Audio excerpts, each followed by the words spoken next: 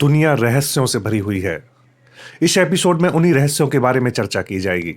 सबसे पहले चैनल को सब्सक्राइब कर लें ताकि हमारा उत्साह रहस्यों से पर्दा उठाने में बना रहे। इस एपिसोड में भूतों से जुड़े हुए रहस्यों के बारे में बताया जाएगा। भूतों से जुड़ी हुई सारी बातें, तमाम ऐसे पहलू जिनके बारे में प्रमाणिक साहित्य और पुस्तकें मौजूद हैं। अमेरिका और रूस जैसे देशों में सरकारी देखरेख में पैरानॉर्मल एक्टिविटीज पर शोध करने के लिए विभाग चलाए जाते हैं। यह ऐसा विषय है जिस पर विज्ञान खुलकर बोल नहीं पाता है, लेकिन इससे भूतों की रहस्यमयी दुनिया के सत्य को झुठलाया नहीं जा सकता है। इस एपिसोड में सारी बातें किताबों के संदर्भ रेफरेंस के साथ बताई गई हैं, जिनकी प्रमाणिकता और सत्य को जांचने के लिए रिसर्च किए गए हैं। तमाम लोगों को भूतों की रहस्यमयी दुनिया के अनुभव होते रहते हैं। मानिए न मानिए, फिर भी सच तो यही है कि भूत प्रेत होते हैं, जो यह साबित करते हैं कि मरने के बाद भी इंसान का अस्तित्व रहता है। भूत प्रेतों की ये घटनाएं एक ओर भय एवं आतंक पैदा करती हैं, तो दूसरी ओर रोमांच, कहीं कहीं तो वे करुणा का पात्र बन जाते हैं। जॉन कैनिंग ने अपने अध्ययन 50 ग्रेट घोस्ट स्टोरीज में भूत प्रेतों की कुछ ऐसी घटनाओं का संकलन किया है, जिनसे यह स्पष्ट होता है कि अनगढ़ मन स्थिति किस प्रकार हमें मरने के बाद भी विक्षुब्ध परेशान कर सकती है। अतृप्ति की यह आग मरने के बाद भी जलाती और झुलसाती रहती है। विडा मेरी द्वारा उल्लेखित एक घटना की नायिका का भूत ऐसा ही था। कायसो इंग्लैंड के अति सुंदर व्यक्ति थे। अपने किसी राजकार्य के लिए वह इटली गए। वहां के शहर फ्लोरेंस में तुस्कैनी के ग्रांड ड्यूक की पत्नी से उनका प्रेम हो गया। राजनीतिक कारणों से कायसो को मारने का षड्यंत्र रचा गया, जिसका पता चलते ही वह फ्लोरेंस छोड़कर वापस इंग्लैंड भाग आए। जल्दबाजी और भाग निकलने की अफरा-तफरी में उनका अपनी प्रेमिका से मिलन नहीं हो सका। कायसो के इस विश्वासघात से दुखी होकर ड्यूक की पत्नी और उसकी प्रेमिका ने आत्महत्या कर ली और वह भूत बन गई। भूत बनकर उसने इंग्लैंड में अपने प्रेमी कायसो को संदेश दिया, उसको चेतावनी दी कि वह शीघ्र ही लड़ाई झगड़े में मारा जाएगा। तब तक वह इंतजार करती रहेगी। उसे पश्चाताप करना पड़ेगा। शायद उसे मालूम नहीं है कि उसने बिना बताए अलग होने के एक एक पल कितनी पीड़ा के साथ बिताए हैं। कायसो के कानों में ये शब्द गूंजते रहे।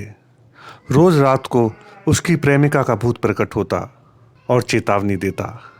कायसो भयभीत रहने लगा। अधिक भयभीत होने के कारण वह अपना रात का समय शहर के एक शराब घर में बिताने लगा। एक रात एक दूसरे शराबी के साथ कायसो का झगड़ा हो गया। झगड़ा द्वंद्व युद्ध में परिवर्तित हो गया, जिसमें कायसो की मृत्यु हो गई। देखने वालों ने मृत शरीर के ऊपर एक सफेद छाया देखी, जो उसकी प्रेमिका का भूत था। अपनी अतृप्त इच्छा की तीव्रता, आसक्ति की अधिकता के कारण वह अब तक कायसो के इर्द गिर्द मंडराती रही थी। ऐसी ही घटना ट्रेन चालक जिम रावर्सन के बारे में है, जिसने अपने मित्र ब्रिएली के कृत्यों से आशंकित होकर आत्महत्या कर ली थी। हुआ यूं कि जिम रावर्सन और ब्रिएली दोनों अच्छे मित्र थे।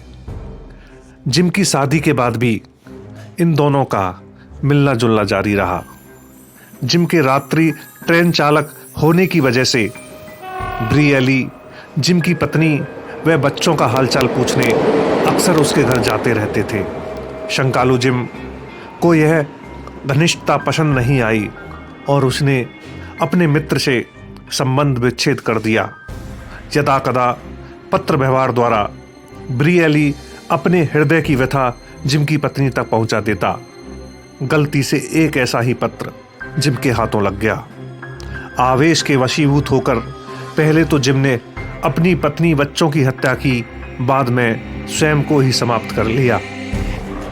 इसी बीच ब्रिएली का प्रमोशन हो गया। वह लंबी दूरी की रेलगाड़ी चलाने लगा।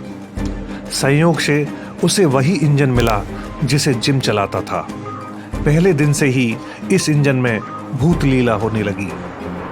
पहली बार जब ब्रिएली गाड़ी में सवार हुआ तो उसे लगा कि इंजन में जिम तो पहले से ही मौजूद है, क्योंकि इंजन के सारे कलपुर्जे अपने आप ही चलने लगे।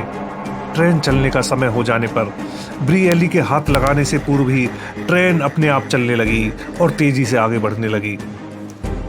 जिम के मकान के समीप वाले मोड़ पर चाहते हुए भी ब्रियली गाड़ी को धीमा नहीं कर पाया। कई दिनों तक लगातार यही क्रम चलता रहा। एक रात अनहोनी घटना घट गई।